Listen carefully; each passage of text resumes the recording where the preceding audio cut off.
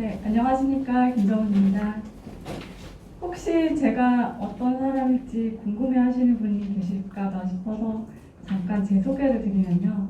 저는 2001년부터 세무사 일을 했고, 전에는 세무법인에서 일하다가 이제 구대우증권에 와서 구대우증권의 법인세과 가치세 신고하는 일을 하다가 그 이후에 리테일 쪽에서 주로 개인 고객들, 물론 법인 포함해서 VIP 고객들의 세무 상담, 세무 컨설팅, 절세 전략 등을 안내하는 일을 하고 있습니다. 네, 그래서 오늘 제가 여러분께 말씀드릴 내용은 사실 이제 아직 개정세법안이 나오지 않았어요. 7월 30일경 다음 주에 개정세법안이 이제 발표될 예정이고요.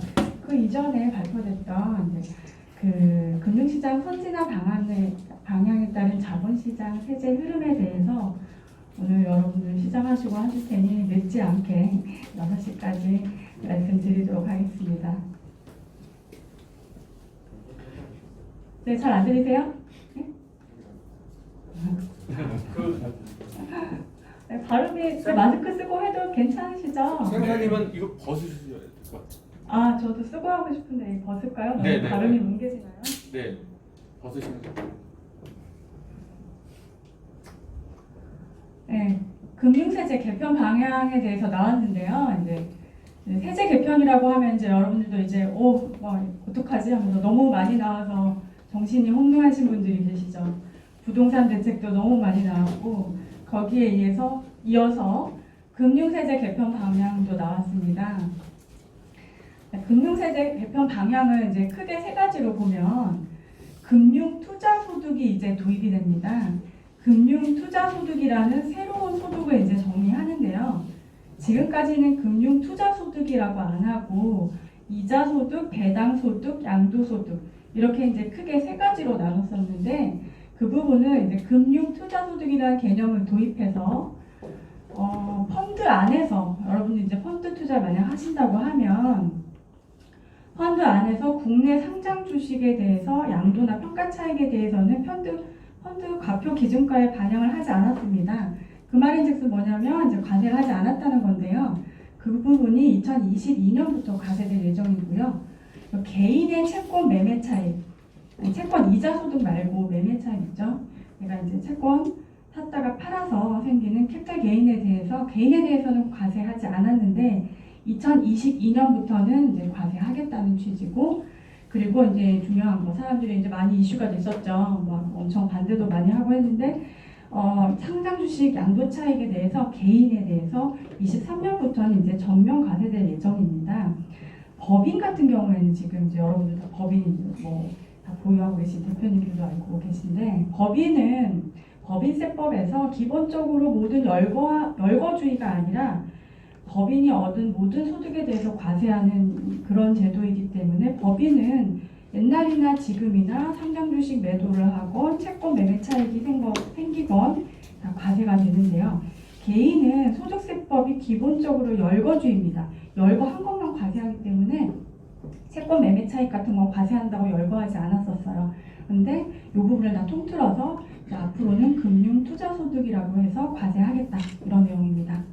그리고 펀드 과세 체계 개편, 이게 무슨 뜻이냐면 혹시 펀드 투자를 해보신 분은 아시겠지만 펀드는 여러분이 만약 내가 무슨 아무개 펀드, 국내 펀드든 해외 펀드든 펀드에 가입해서 내가 이제 최종 환매를 했어요. 이익이 생기면 세금을 떼거든요. 지금 그걸 배당 소득으로 해서 떼는데 여러분이 펀드 투자를 했다가 손실이 났어요.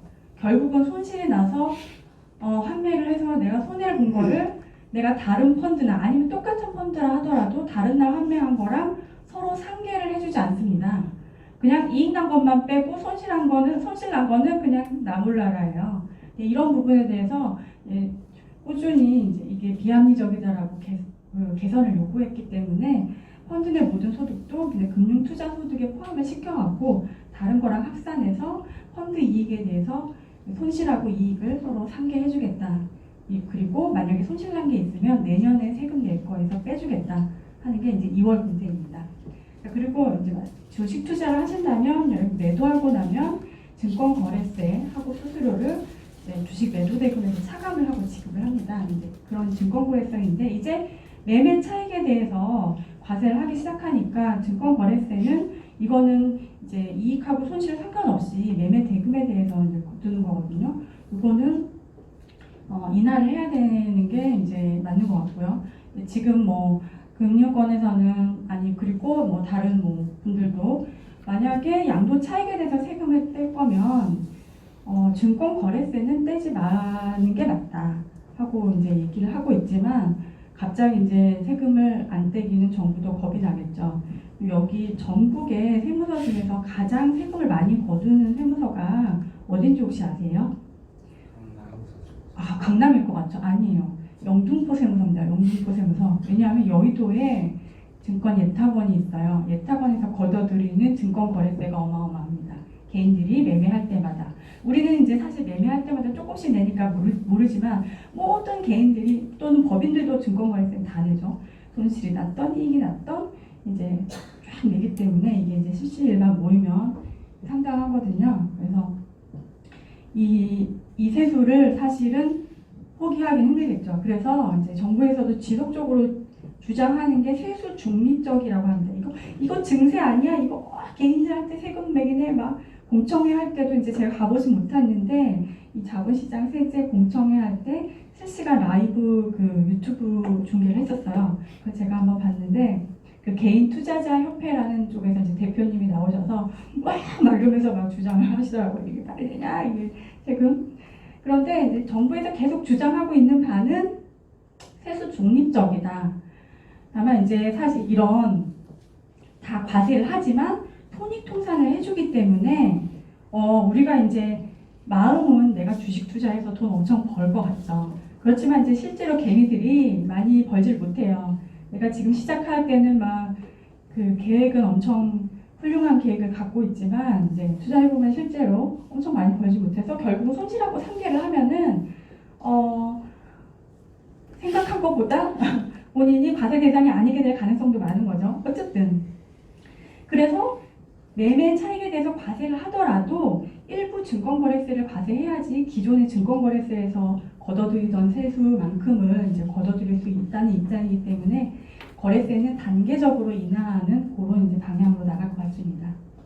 자, 그러면 지금 현재 앞으로는 이럴 건데 지금 현재는 그런 과세 체계가 어떠냐?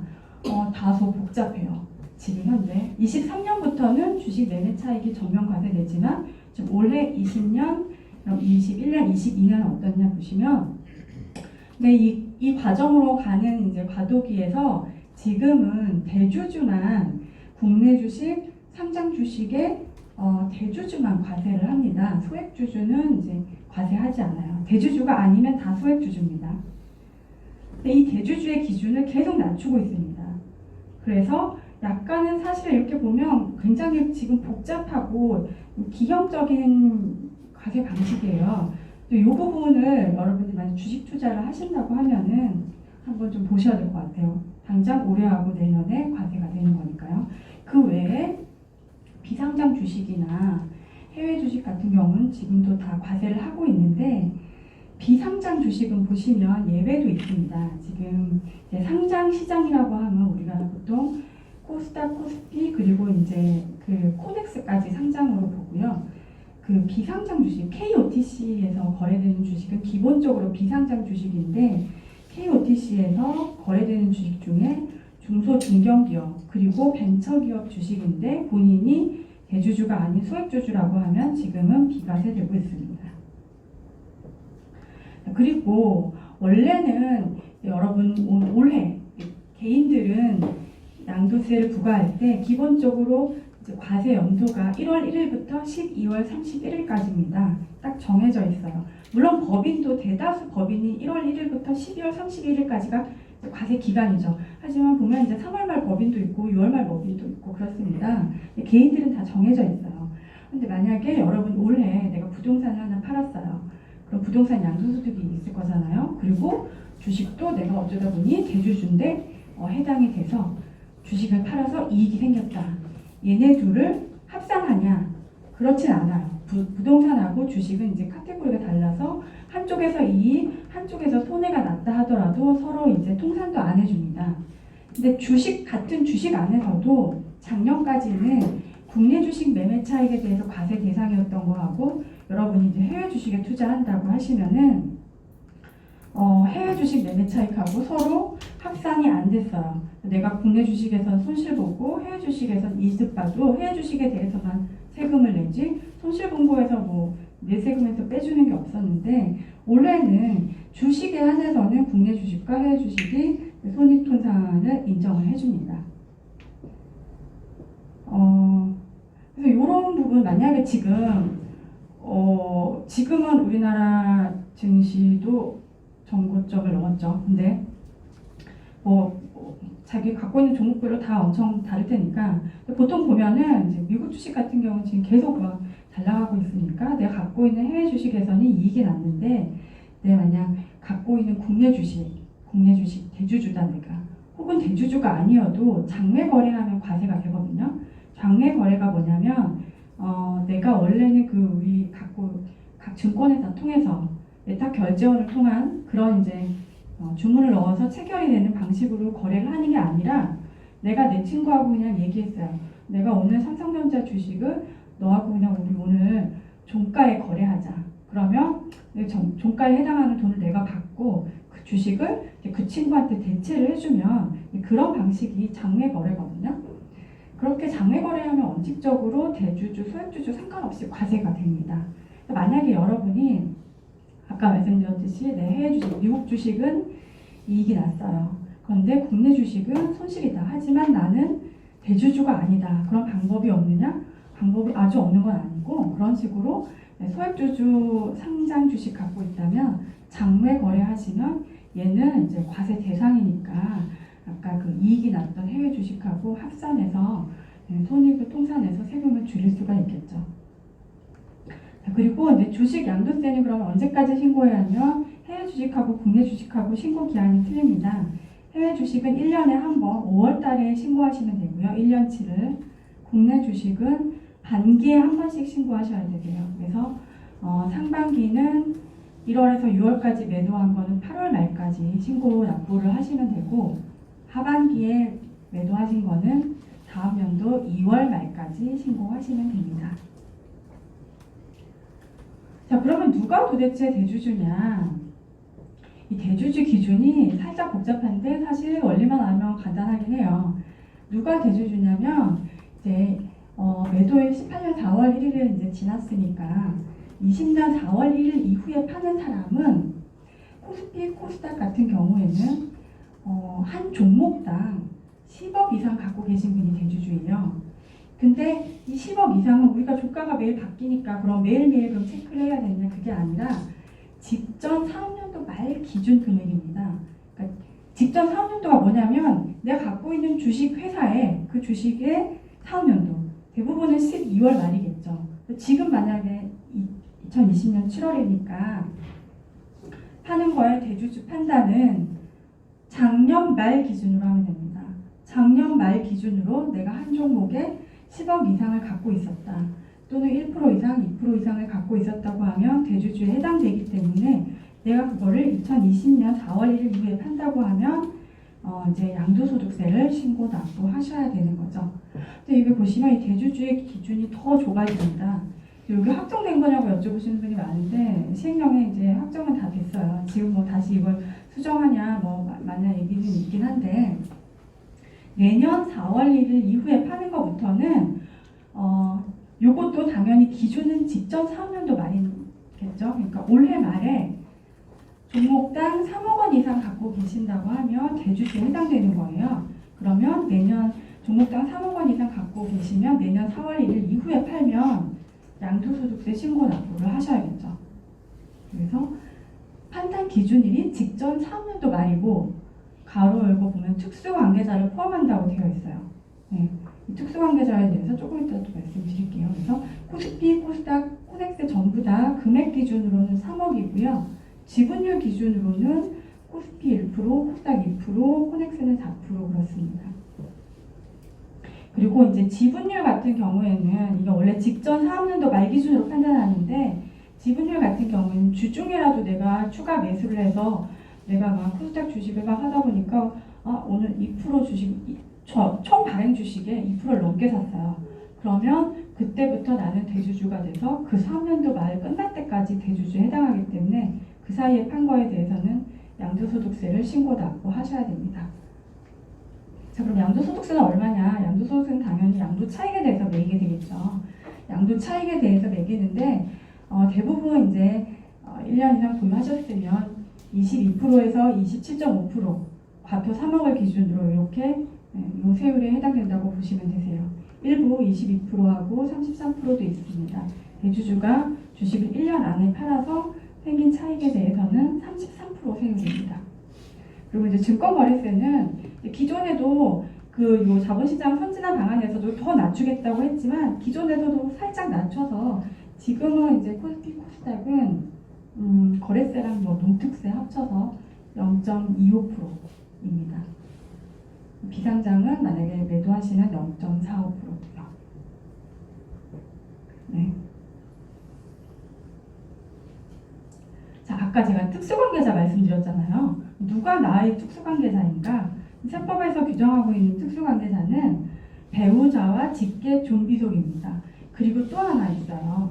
여기 보시면 본인이 직접 또는 그와 친족관계 또는 경제적 연관관계에 있는 자를 통하여 법인의 경영에 대해 지배적인 영향력을 행사하고 있는 경우 그 법인 어려운데 이게 무슨 말이냐면 내가 어떤 회사의 대표예요. 대표는 아니더라도 그 회사에 지배적인 영향력을 행사하고 있어요.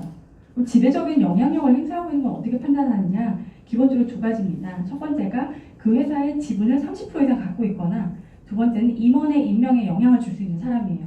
대표이사 같은 경우는 내가 바지 사장이라는 걸 인증하지 않는 이상 다 그 기업에 지배적인 영향력을 행사하고 있다고 보는 거고요. 그 나머지 임원들도 지배적인 영향력을 행사할 수가 있습니다. 그래서 내가 그 법인하고 나는 특수관계자예요. 그러니까 내가 회사의 대표로 있는 그 회사에서 그냥 이렇게 자금이 있었는데 그냥 투자를 좀 해보고 싶어서 주식을 샀어요.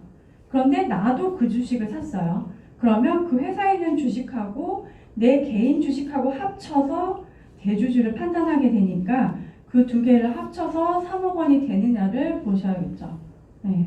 그리고 배우자 직계 존비속은 당연히 포함입니다. 그러니까 나와 나의 배우자, 나의 직계 존비속이라면 존속은 위로죠. 엄마, 아빠, 할머니, 할아버지, 외할머니, 외할아버지.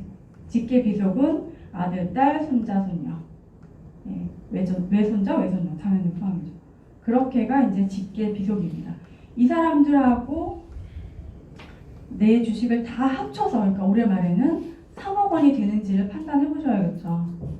네, 그래서 사실 우리 딸이 아니면 우리 아빠가 무슨 주식 갖고 있는지 내가 어떻게 아냐.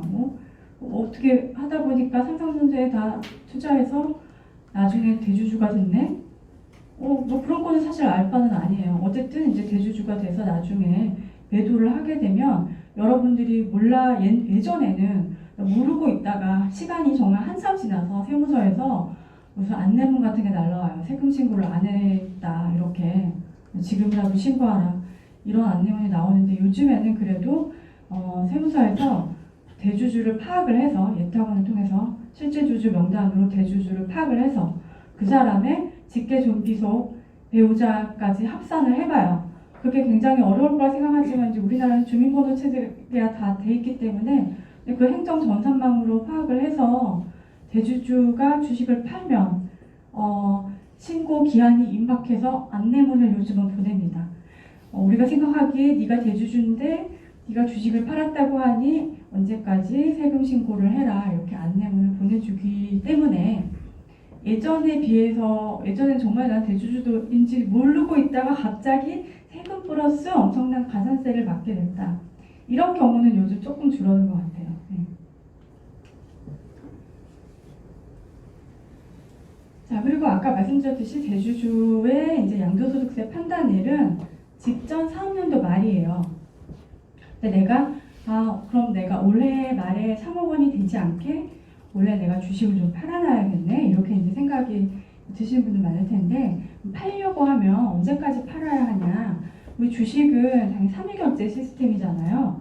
영업일로 3일이 이제 결제까지 소요되는데 세법에서는 아직도 다 이제 결제 기준이 모든 게 권리 의무가 확정되고 우리가 이제 부동산을 팔아도 매도일은 언제예요? 잔금일이에요. 그렇기 때문에 결제하는 날에 판 날, 내가 산 날도 결제한 날이 산 날이 되기 때문에 이제 12월 31일까지 팔려면 올해 같은 경우에는 31일에는 쉬고 시장이 30날까지 하는데 이틀 전에 팔아야 되니까 12월 28일까지 매도를 하셔야 됩니다. 그래야지 수량을 맞출 수 있는데 이때까지 매도만 했는데 보니까 29일, 30일에 주가가 많이 올랐어요. 그러면 그 수량은 결제 수량으로 하는데 곱하기 내가 사먹으러 할 때 가격은 최종 마지막 거래일에 종가로 합니다. 그러니까 내가 팔려고 할 때 이날 이틀 동안 주가가 오르는 걸 좀 오를 수도 있는 걸 생각해 봐야 돼요. 모 주식 예를 들어 뭐 셀트리온 같은 경우 작년에 이런 경우 많았어요.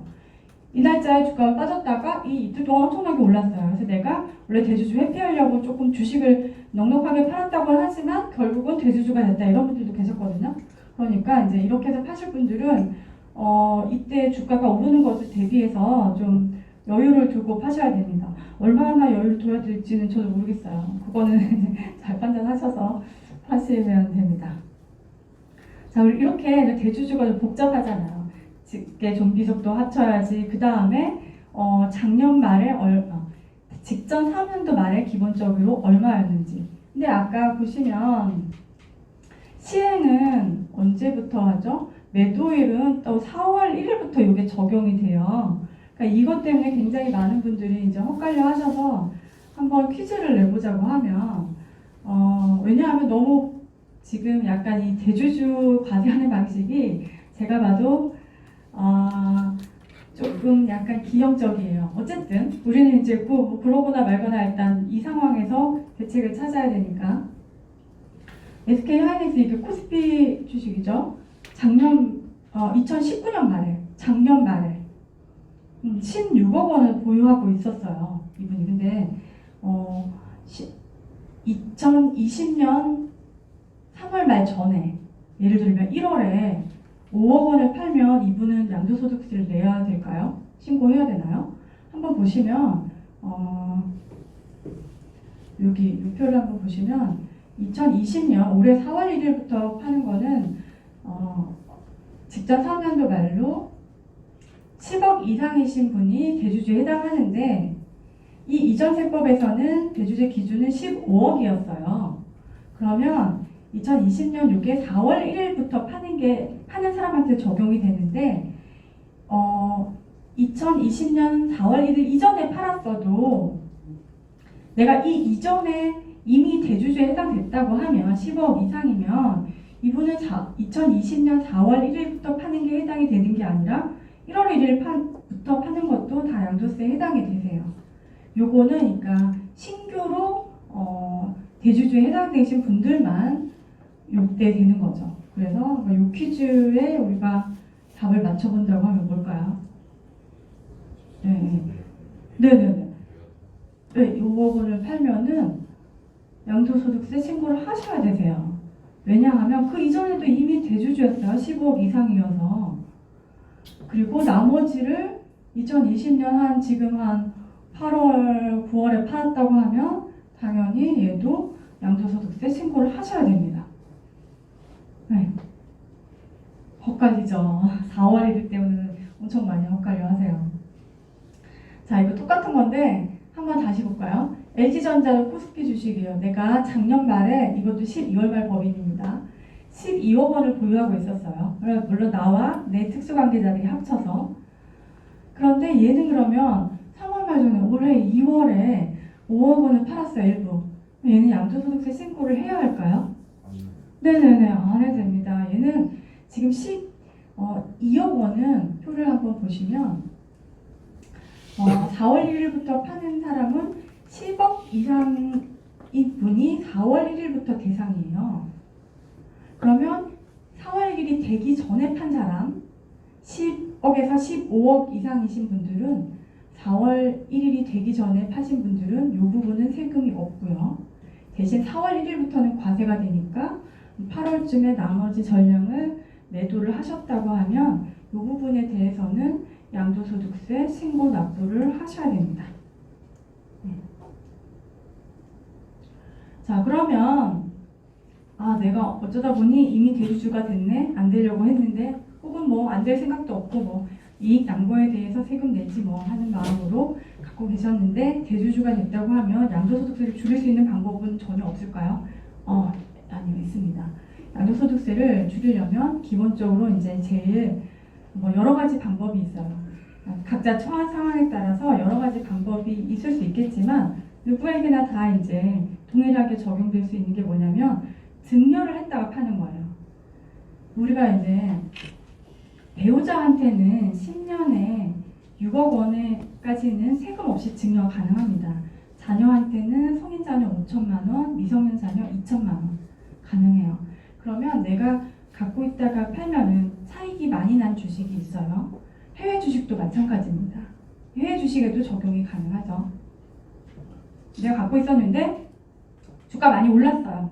근데 지금 팔면은 이 오른 차익에 대해서 22에서 27.5% 세금을 내야 되는데 이거를 그러면 한 번도 배우자한테 증여한 적이 없었어요. 그러면 배우자한테 6억까지 세금 없이 증여 가능하니까 배우자한테 증여를 했다가 파는 거예요. 또는 자녀한테 증여를 했다가 팔죠. 그러면은 특히 배우자가 증여 공제액이 높으니까 내가 그냥 팔면은 전체 차익에 대해서 세금을 내야 되는데 증여를 했다가 팔면은 증여했을 때 이제 배우자나 자녀의 증여받은 사람의 취득가액은 상장 주식인 경우에는 증여일 전후 2개월 종가 평균입니다. 그러니까 증여일 근처의 가격이 증여받은 사람의 이제 취득가액이 되는 거예요. 그러니까 취득가액을 높일 수가 있겠죠. 같은 이제 다 특수관계자에 해당하지만 취득가액을 높일 수 있게 되겠죠. 그래서 만약 그 후에 팔게 되면은 양도세가 줄어들게 되는 이런 이제 구조를 추천을 드릴 수가 있는데 어떤 분이 가끔 이런 거 물어보세요. 그 증여했다가 팔면은 5년 안에 팔면 안 된다는데요? 하고 이제 여쭤보시는 분이 계신데 그거는 부동산의 경우에만 그렇습니다. 부동산도 요즘 부동산 세법 너무 복잡하죠. 세무사들도 이제 양도세 포기한 분이 많아요. 양포 세무사라고. 근데 부동산도 지금 뭐 절세할 수 있는 방법이 없을까? 지금 뭐 장난 아닙니다. 법인 만들어서 어떻게 하고 뭐 여러 가지 많은데 법인도 이번에 엄청 막 때렸죠 다.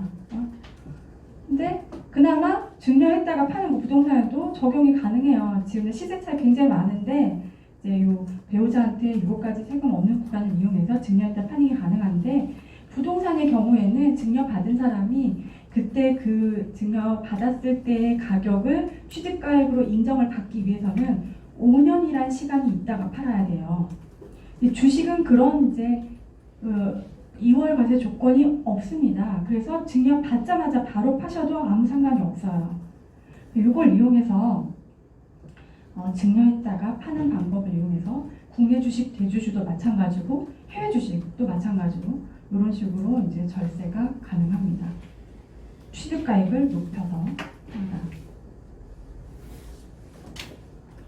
자, 그러면 이제 아까 말씀드렸듯이 취득가액은 증여받은 사람의 취득가액은 증여일 전후 2개월 종가 평균이고요. 증여로 취득가액을 올려갖고 증여받은 사람이 팔았을 때는 뭐 어제 증여받아서 오늘 팔면 어차피 비슷한 가격에 팔 거잖아요. 차익이 거의 없게 되겠죠. 그래서 절세 가능하고 해외 주식도 이런 방법으로 가능합니다. 그렇지만 이제 총 얼마가 줄어들까에 대해서는 개별적으로 한번 당연히 계산을 해봐야겠죠. 그리고 이제 요거는 뭐 사실 참고하실 내용인데 내가 배우자한테 증여했다가 팔아서 세금을 줄이려고 해요. 근데 그거 사실 내 돈이잖아, 내 돈. 응? 내 돈이잖아요. 그러면 배우자한테 증여했다가 팔고 바로 다시 그 돈을 싹 가지고 와요. 그러고 싶잖아요, 그렇죠? 괜히 그 양도세 줄이려고 하다가 갑자기 원금까지 다 날리는 수가 생길 수 있으니까 잘 생각해보고 해야 됩니다. 그래서 그러면 네가 그냥 팔고 다시 돈 갖고 올래 하면은 나중에 이제 그게 걸리면은 이거는 부당행위 계산 부인이 되기 때문에 절세액이 추징이 될 수 있어요. 하지만 그걸 어떻게 다 아냐? 물론 이제 그거는 조사를 해봐야 알겠죠. 하지만 이제 내가 무슨 일이 있어서 세무조사를 받는다거나 했을 때 이런 행위가 발각이 됐다 그러면 당연히 세금 추징과 가산세가 있을 수가 있습니다. 그래서 증여했다가 파는 거는 정말로 증여를 해야 되는 거예요. 내가 다시 받아올 생각을 하면 안 됩니다. 증여 공제가 얼마죠? 그래서 지금 배우자한테는 6억이고요. 직계 존비속은 5천만 원, 기타 친족 1,000만 원입니다. 기타 친족은 직계 존비속이 아닌 사람, 며느리, 사위 같은 사람은 1,000만 원입니다. 기타 내 친구한테 증여한다? 이뻐서 공제액은 없어요. 증여세율은 이제 1억 원까지 이 부분도 이제 뭐 1억 원까지 10%, 친족 초과는 50%. 그래서 내가 꼭 6억 원까지만 증여하고 증여세 없는 구간까지만 증여해야지 하지 않고 자기 이제 매매 차익에 따라서 한 7억 원 정도 증여해서 초과분 1억에 대해서 10% 세금을 내더라도 결국 내 차익에 대해서 27.5% 세금을 맞는 것보다 더 유리한 구간을 잘 이제 개별적으로 계산을 해보실 수가 있습니다. 그래서 꼭 세금 없는 구간까지 아니더라도 약간 증여세를 내면서 증여를 해도 결국 내가 양도세를 다 맞는 것보다 유리한 구간이 있으니까요. 그 부분은 이제 개별적으로 한번 상담을 받으시면서 계산을 해보시면 됩니다. 자, 이 손실상계는 이제 말씀드렸잖아요. 그래서 지금 올해는 해외 주식하고 국내 상장 주식 대주주, 장외 거래, 비상장 거래 이런 것들이 다 손실상계가 가능합니다. 자, 그래서 지금까지는 지금 현재 이제 세법 기준에 대해서 말씀드렸어요. 지금 얼마 전에 자본시장 세제 개편안 방안을 발표하면서 금융투자소득이라는 걸 이제 새로 만들었습니다. 그래서 기존의 이자 배당이 있던 것도 일부 이쪽으로 가져오고 양도소득은 이름이 이제 바뀌어서 금융투자소득이 되고요. 비과세 소득 중에 일부도 아까 말씀드린 국내 상장 주식 매매 차익도 이제 다 금융투자소득이라는 걸로 들어와서 금융투자소득이 굉장히 커지게 되죠. 여기에 대해서 이제 과세를 하겠다 이런 입장입니다. 그래서 이게 이제 개별 사업별로 보면 2022년부터 올해까지는 아까 대주주에 대해서만 과세한다고 말씀드렸잖아요. 올해하고 내년까지. 그래서 그 복잡한 방법으로 대주주인지를 판단해서 팔면은 양도소득세를 내야 하는 거고요. 2022년부터는 일단 주식 양도차익 전면과세는 23년부터고요. 그 전에 채권하고 펀드하고 그 다음에 파생결합증권이라고 해서 ELS 투자 혹시 해보신 분 계실 수도 있는데 ELS 같은 것들을 다 합쳐서 파생상품까지 선물 옵션까지 포함해서 얘네들을 금융투자소득이라고 해서 다 합산을 한 다음에 얘네들은 일단 22년에는 금융투자소득으로 과세를 하고 23년부터는 국내 주식이죠. 국내 주식 양도소득까지 다 합쳐서 금융투자소득으로 만들어서 과세를 하겠다 이런 얘기입니다. 그래서 지금까지는 그러면 이자 배당으로 과세되는 거가 뭐가 있었어요? 아까 말씀드린 펀드 내가 환매해서 차익이 생기면 그거는 이제 지금까지는 올해 내년까지는 배당소득입니다. 이상하게 배당소득.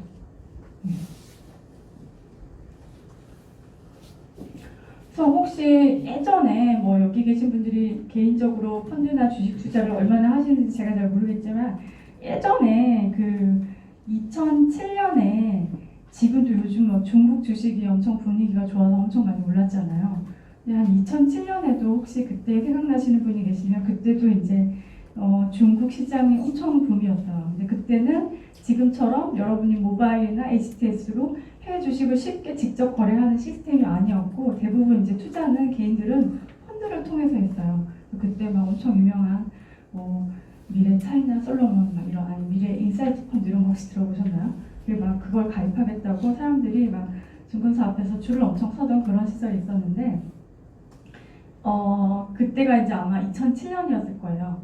이 펀드 투자가 이제 얼마나 지금 약간 비합리적인가 하면 제가 하나 말씀드리면은 그래서 그때 이제 펀드에 가입하신 분이 있었어요. 저 포함해서 2007년에 가입을 했는데 2007년 가을이었는데 2007년 말까지는 막 엄청 올랐어요. 몇 달 잠깐.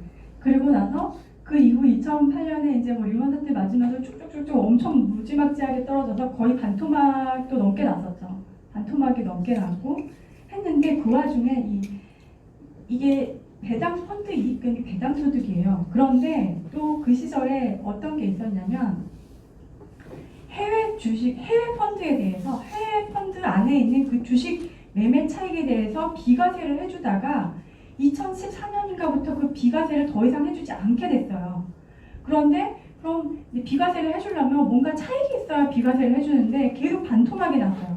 2008년에 반토막, 그 이후에도 계속 이제 조금 올라오긴 했지만 여전히 내 투자 원금이 훨씬 못 미쳤죠. 그런데 그 해외 펀드에 대한 주식 매매 차익 비과세는 2013년으로 끝났어요. 그럼 계산을 이렇게밖에 할 수 없습니다. 2014년부터 오르는 거에 대해서는 다 과세를 해야 돼요. 근데 나는 2014년부터는 올랐지만 내가 투자한 시점인 2007년에 하고 비교를 해보면은 여전히 나는 계속 손실인데 내가 그래서 손실이지만 눈물을 머금고 항매를 해도 2014년보다는 올랐기 때문에 나는 배당 소득을 상당히 과세하는 그런 이제 불합리한 그런 이제 사례도 발생을 하게 됩니다. 손실인데도 막 과세가 되고 그 다음에 이 펀드는 손실, 저 펀드는 이익이어도 2개가 3개가 절대로 안 되는 그런 경우도 있었죠. 그래서 지금 뭐 사실 이 정부에서 발표한 금융세제 개편안에 사실 이게 작년부터 TF가 있었어요. 그 TF에 저도 참여를 했는데 이런 이제 비합리적인 부분을 개선하자는 얘기는 그때도 나왔는데 정부에서는 그때 이제 뭐 사실 저 기재부 사무관의 사무관님이 아니었죠, 뭐죠? 과장님이신가? 그분은 그때 사실 약간 뜨뜻미지근했는데 지금 이렇게 담당자가 바뀌었다고 얘기 들었어요. 발표된 거 들어보니까 완전히 이제 과세체계 그런 모든 거를 다 포함해서 이번에 거의 이제 한 번에 바꾸는 걸로 얘기가 나온 것 같아요. 그래서 저도 약간 놀랐습니다. 저는 조금씩 바꾸겠지 생각했는데 이번에 완전히 다 바꿨어요. 그런 이제 불합리한 부분 개선하고 대신 국내 주식 매매 차익도 과세하겠다 이거죠. 예. 이제 세금 없이 투자할 생각은 마라. 다만 아까도 갑자기 과세한다 그러면 너무 저항이 클 테니까 공제를 내가 많이 해줄게 그겁니다. 공제가 단계적으로 이제 하고 국내 주식 양도소득은 연간 2천만 원을 공제해줄게. 차익이 생겨도 2천만 원은 과세 안 하고 그 초과분에 대해서만 과세할게 하는 게 생겼습니다. 그래서 2023년부터 전면 과세되지만 2천만 원까지는 공제가 됩니다. 과세가 안 되는 거죠. 하지만 이 2천만 원에 대해서도 사실 일각에서는 의문이 있어요. 지금은 사실 갑자기 과세한다고 하니까 공제 금액을 2천으로 해줬지만 언제 낮아질지는 또 모르는 일입니다. 그 다음 연도에 1,000만 원으로 내려갈 수도 있어요. 그리고 나머지 국내 주식 아닌 것들은 많이 공제 못 해주겠어. 뭐 우리나라 회사도 아니고 이런 것들은 그냥 하나로 해서 250만 원만 공제하겠다. 이런 내용입니다. 그리고 이제 2단계 누진세율 적용하겠다. 2단계 누진세율 적용하면 지금 해외 주식 투자자들은 그냥 단일 세율이에요. 22% 단일 세율인데 해외 주식도 마찬가지로 2단계 누진세율이 적용이 됩니다. 3억까지는 22%, 3억 초과분은 27.5% 이렇게 적용이 되겠죠. 자, 그러면 내가 그 양도 차익이 얼마 났는지 손실이 얼마 났는지 이거 정말 내가 다 계산해가지고 거래력 보고 계산해서 그러면 내가 신고해야 되는 거예요? 그건 아니고 사실 많은 책임을 이제 금융기관에 두게 했어요. 금융기관이 개인들 투자한 거 다 세금 계산해가지고 매달 원천 징수해 매달 이렇게 발표를 했어요. 그러면 매달 원천 징수하는 거 뭐 금융기관이 어떻게 한다 쳐도 투자자 입장에서는 내가 그럼 이번 달 이익 난 거에 대해서 세금 이만큼 떼고 나면 그 나머지 투자금이 쪼그라들게 되겠죠. 사실 매달 원천 징수 이게 상당히 불리한 겁니다. 그래서 이제 매달 원천 징수에 대한 말이 많기 때문에 이거는 아마 반기 정도로 바뀔 가능성이 높아요. 그리고 이제 증권사를 그럼 여러 개 이용하는 사람들은 나중에 너네가 알아서 합산해서 신고해. 한 군데만 이용하면 거기서 원천 징수하고 끝나는 거야. 이런 내용입니다. 그리고 2022년부터 아까 말씀드렸던 펀드에 대해서 이런 부분 이제 과세가 일단은 합리화된다 이렇게 보여집니다. 저도 지금 좀 비합리적인 부분이 있었죠. 그리고 증권 거래세도 조정을 해줄게. 우리는 이제 세금 많이 거두려는 게 아니야. 증세는 아닙니다. 조세 중립적이라는 표현 많이 썼어요. 양도세를 과세하니까 그만큼 일단 증권 거래세는 좀 낮춰주는데 양도세가 얼마나 거칠지 우리도 사실 조금 상황에 따라 틀리겠죠. 그게 시장 상황이나 이런 거에 따라 많이 틀릴 거니까 증권 거래세를 한 번에 없애기는 힘들고 조금씩 이제 상황 보면서 낮춰줄게 하는 내용입니다. 그런데 이제 2023년부터 전면 과세가 되니까 사람들이 어떻게 생각하겠어요? 만약 2022년에 그때까지 과세가 안 되던 사람은 2023년부터 과세니까 근데 지금 주식이 평가 차익이 많이 나 있어요. 그러면 얘를 다 팔고 새로 사면 다시 취득가액이 높아지겠죠. 그러면 완전히 다 팔고 다시 사야겠네? 그러면 2022년 말에는 대혼란, 엄청난 개인 매도의 장이 오겠네? 이렇게 생각하실 수 있잖아요. 당연히 이제 합리적인 투자자라면 그럴 거고. 그러니까 그러면 소액주주, 대주주 말고 대주주 기준 굉장히 낮아요. 3억이에요. 3억 안 되는 사람들은 그렇게 막 팔고 다시 사지 말고 2022년 말 그 가격하고 네가 실제로 산 가격하고 두 개 중에 더 유리한 걸로 네가 할 수 있게 해줄게 하는 게 이제 의제 취득 시기를 도입한다는 얘기입니다. 그래서 네가 안 팔아도 22년 말 종가를 너의 취득가액으로 해줄 수 있다. 단 누구만? 소액주주만 3억 넘는 대주주는 해당이 안 되세요. 그렇게 해서 의제 취득 시기를 도입할 예정이고요. 그다음에 이제 필요 경비 계산 특례. 요 얘기가 아까 말씀드린 제가 주식은 증여 받아가지고 증여 받아서 바로 팔아도 그때의 취득가액을 인정받을 수 있다고 했는데 앞으로 이렇게 되면 이걸 활용하는 사람이 엄청 또 많을 거잖아요. 그래서 부동산 같은 이런 제도를 도입을 할 거야. 부동산 이월과세 같은 거를 도입을 해서 부동산은 5년이지만 주식은 1년 이내 팔면은 옛날 증여했던 사람이 취득한 그 가격으로 다시 계산하게 할 거라 하는 게 이제 이 내용입니다. 그래서 요거는 앞으로 도입이 될 예정이고요. 지금까지는 계속 증여했다 파는 방식으로 절세가 가능하세요. 자, 그래서 이제 요 향후 일정 지금 요런 이제 큰 로드맵이 나온 거고요. 조금 더 구체적인 내용은 올해란다. 이번 달 말에 지금 7월 말에 그 내년도 그 이후에 이제 금융세법뿐만 아니라 다른 모든 이제 개정세법안이 나올 예정입니다. 그때 이런 내용을 담은 내용이 나올 거고요. 더 구체적인 사항은 이제 시행령 같은 경우는 내년에 추가로 더 개정이 될 수 있습니다. 상황을 봐서 여론을 봐서 좀 바뀔 수 있죠, 당연히. 그리고 이제 아까 말씀드렸듯이 지금 2020년 세법 개정안은 7월 말에 이때 이제 부동산 세제 지금 막 여러 가지 대책가 나왔다. 그때 이제 하겠다고 한 내용들도 이 세제 개편안에 반영이 될 거예요. 물론 그때 반영이 안 되는 게 있으면은 그 이후에 뭐라도 세법에 반영이 될 수는 있겠지만 일단 당장은 이제 내년에 할 계획은 불투명하게 되는 거죠. 그리고 이제 22년부터 이런 채권 매매 차익 과세하고 23년부터 주식 전면 과세하겠다. 이렇게 이제 스케줄이 됩니다. 우리가 이제 왜냐하면 이렇게 해서 금융회사가 다 원천 징수를 하려면은 금융회사 증권회사나 은행의 전산 시스템도 완비가 돼야 되기 때문에 그때까지는 당연히 시간이 걸리겠죠. 하지만 지금 주식 매매 차익, 소액주주의 주식 매매 차익도 과세하겠다는 큰 흐름에는 아마 변동이 없을 겁니다. 네.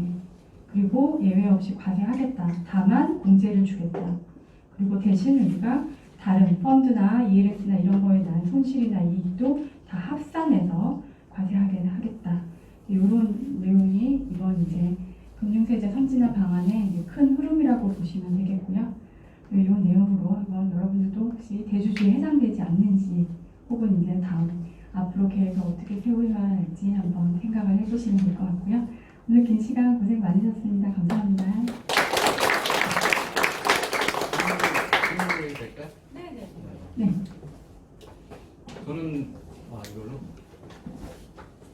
이러면 다 듣는데.